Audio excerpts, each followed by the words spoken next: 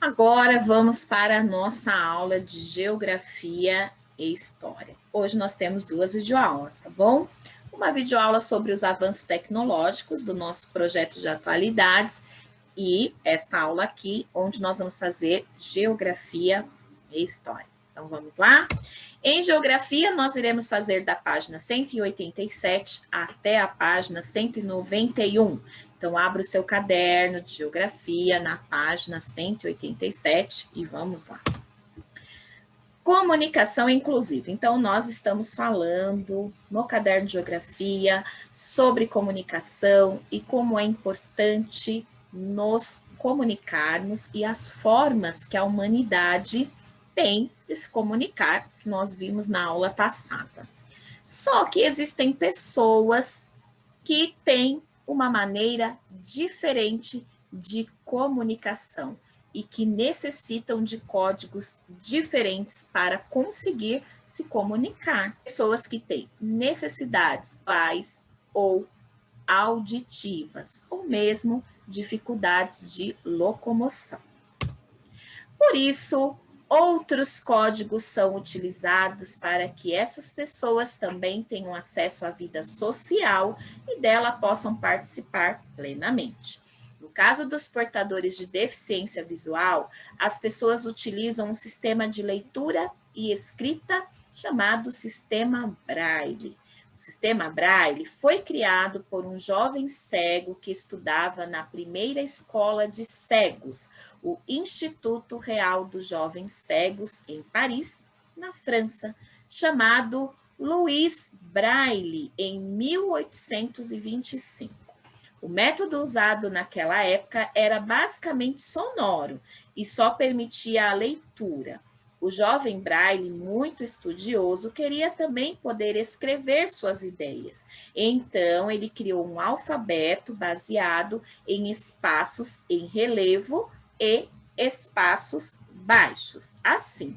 Então, quando você passa a mão, você sente essas bolinhas, esse formato. E aí, cada um desses símbolos aqui, eles simbolizam uma letra do alfabeto. As pessoas com deficiência auditiva têm um código próprio, a língua brasileira de sinais, Libras, em que o alfabeto se constitui de sinais feitos com as mãos. O código é diferente a cada língua e cultura. Então, aqui no Brasil, tem um tipo de sinais para cada letrinha, para cada palavra, só que em outro país tem outros tipos de sinais. Veja abaixo o alfabeto de Libras em nosso país. Então, aqui é o alfabeto de Libras brasileiro. Além desses códigos próprios, a sociedade também criou algumas formas de comunicação que simplificam a vida das pessoas, como placas de sinalização, objetos de uso comum e até símbolos que representam situações de inclusão e respeito a todos os cidadãos. Então, vamos conhecer alguns desses símbolos? Olha lá. Esse aqui é o atendimento preferencial. Então, normalmente você encontra esse símbolo onde tem filas para atendimento, em transporte público. E aqui quer dizer que pessoas com necessidades especiais, mulheres gestantes, mulheres com crianças no colo, idosos, eles têm a preferência no atendimento. Esse outro símbolo aqui, o número 2, ele é utilizado para demarcar, por exemplo, vagas de estacionamento ou na rua ou em shoppings preferenciais para pessoas que são cadeirantes. E esses símbolos aqui são os símbolos para separar o lixo da coleta seletiva. Então, o balde azul plástico, o balde verde vidro, o balde vermelho metal e o balde amarelo papel. Então, se você for em algum lugar que tiver esta imagem, quer dizer que naquele lugar tem coleta seletiva, ok? Letra A, vamos pensar um pouquinho então sobre esses símbolos. Qual ou quais delas trazem a mensagem de convívio social? Então, quais dessas imagens nos trazem a mensagem de convívio social? A 1, a 2 ou a 3? Isso aí, a imagem 1 e 2, que é a imagem de atendimento preferencial e a imagem também de vagas demarcadas para cadeirantes. Por que convívio social? Porque essas pessoas, elas necessitam de ser atendidas preferencialmente, necessitam de vagas especiais para elas, por conta das dificuldades que essas pessoas têm de locomoção, ok?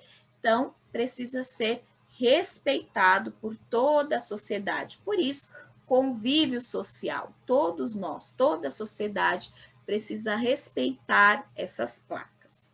B, qual ou quais delas trazem a mensagem de cuidados com o meio ambiente? A imagem 3, da coleta seletiva. Nós já sabemos, nós já estudamos sobre isso, quão é importante separar o lixo, destinar o lixo aos locais corretos e reciclar também. 2, por que é importante que todas as pessoas tenham acesso à comunicação? A comunicação ela é importante, pois ela facilita a nossa vida, não é verdade? E todas as pessoas têm direito a esta facilidade, mesmo que uma pessoa for surda ou for cega, mesmo que uma pessoa tenha dificuldades de se locomover, ela também tem direito a conviver com a sociedade, ela também tem direito a estar nos espaços públicos, então precisa da sinalização, precisa de locais reservados para essas pessoas, precisa facilitar para que essas pessoas possam chegar aos locais, para que elas possam conviver com outras pessoas, como todos nós, ir ao supermercado, ir ao shopping, ir à escola, ir trabalhar. Para isso, é preciso que todos respeitem as sinalizações, ok? Faça o registro com uma letra bem caprichada, pause o vídeo se necessário, depois vamos continuar. Tem geografia na notícia. Notícias da OCA. Comunidades indígenas usam internet e redes sociais para divulgar sua cultura. As comunidades indígenas ganharam a internet como aliada para preservar e divulgar sua cultura, denunciar crimes ambientais, defender seus direitos e trocar seus conhecimentos dentro e fora do país. A internet acabou se tornando uma ferramenta de comunicação fundamental para aqueles que antes não tinham voz. A internet tem um papel importante na transmissão dessas ideias e na demonstração de que os grupos indígenas são donos de conhecimentos absolutamente pertinentes para o mundo não indígena. As redes sociais também são importantes, pois nelas os índios se fazem muito presentes e conseguem estender suas relações, explica Nicodeme de Hanesse, fundador da Redes Ameríndias e membro do Centro de Estudos Ameríndios, ambos da USP. Olha só que legal e que interessante. Hoje, na nossa aula de avanços tecnológicos, nós vimos vários avanços tecnológicos. Como são importantes os avanços tecnológicos para a humanidade? Olha só essa notícia. Os índios estão dividindo os conhecimentos que eles possuem com todas as pessoas, não só aqui do Brasil, mas do mundo também. Todas as pessoas têm o direito à comunicação. Todas as pessoas têm direito ao acesso também à internet. Mesmo os índios que estão afastados, vivendo conforme a cultura deles, também têm esse direito. Desafio final. Aonde será que vamos parar? Ao longo dos anos, as invenções passaram por diversas transformações. Isso aconteceu também com os meios de transporte e de comunicação. Então, nós vimos durante as nossas aulas as transformações dos meios de transporte, também as transformações dos aparelhos que nós usamos para nos comunicar, como o telefone fixo, o telefone móvel. Hoje é possível transportar cargas e pessoas por terra, água e ar e nos comunicar de diferentes lugares. Não existem distâncias que atrapalhem as viagens, sejam elas curtas, longas ou muito longas. Há sempre uma maneira de chegar ao local desejado. De bicicleta, moto, carro, ônibus, trem, metrô, avião, foguete, entre outros. O homem já pisou até na Lua e frequentemente com a ajuda de satélites artificiais comunica-se e faz pesquisas avançadas sobre outros planetas e corpos celestes. Inventam máquinas, remédios, equipamentos, ferramentas, entre tantas outras coisas. Agora, você vai pensar o seguinte: que invenções você acha que ainda estão por vir no futuro? Use esse espaço e faça um desenho. O que você acha que o ser humano ainda irá inventar no futuro? Faça um desenho bem bonito, bem colorido. Pause o vídeo agora e depois volte, que nós vamos continuar. Agora nós vamos fazer história. É no mesmo caderno, ok? Você vai abrir o seu caderno de história. Nós vamos fazer as páginas 140, 141 e 142. Então vamos lá? Momento cidadão. O patrimônio histórico e cultural conta a história no tempo, não é mesmo? Então nós vimos como os patrimônios culturais de um lugar contam uma história passada, uma história que passou. Devemos preservá-lo para mantê-lo vivo entre nós e para as futuras gerações. Mas será que todas as pessoas pensam dessa forma? Nós conversamos um pouco sobre isso, não é verdade? Como é importante nós cuidarmos dos patrimônios históricos para que as próximas gerações possam conhecer a nossa história. Mas será que todas as pessoas pensam assim? Acompanhe com a Pro essa notícia. Monumentos amanhecem pichados com tinta colorida em São Paulo. Monumento às bandeiras e estátua de Borba Gato foram pintados. Havia cascas de ovo com resto de tinta. O monumento às bandeiras e a estátua de Borba Gato, situados na zona sul da cidade de São Paulo, foram pichados com tintas coloridas.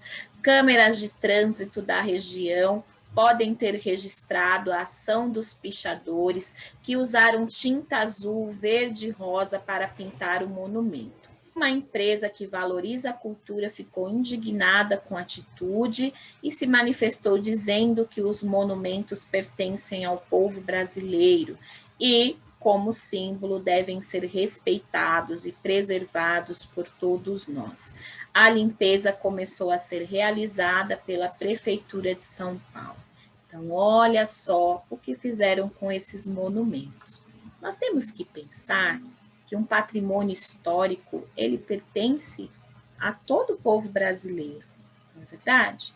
Então, se não é seu, mas se é de todos, a pessoa não tem direito de ir lá e sujar uma coisa que não é dela, que é de todas as pessoas, não é mesmo? Agora, vamos pensar um pouquinho. A Pro estava falando que uma pessoa não tem direito de ir lá sujar aquilo que não é dela, aquilo que pertence a todos. Então, pense bem.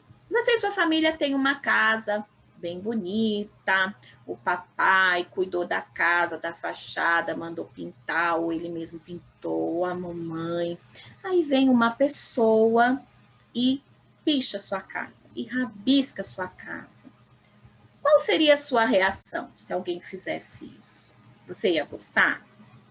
Então, escreva aí. Qual seria a sua reação se alguém, algum dia, pichasse a sua casa e você e a sua família acordassem pela manhã e aí fossem sair de casa e aí quando você olha, tá lá a sua casa toda pichada, toda rabiscada.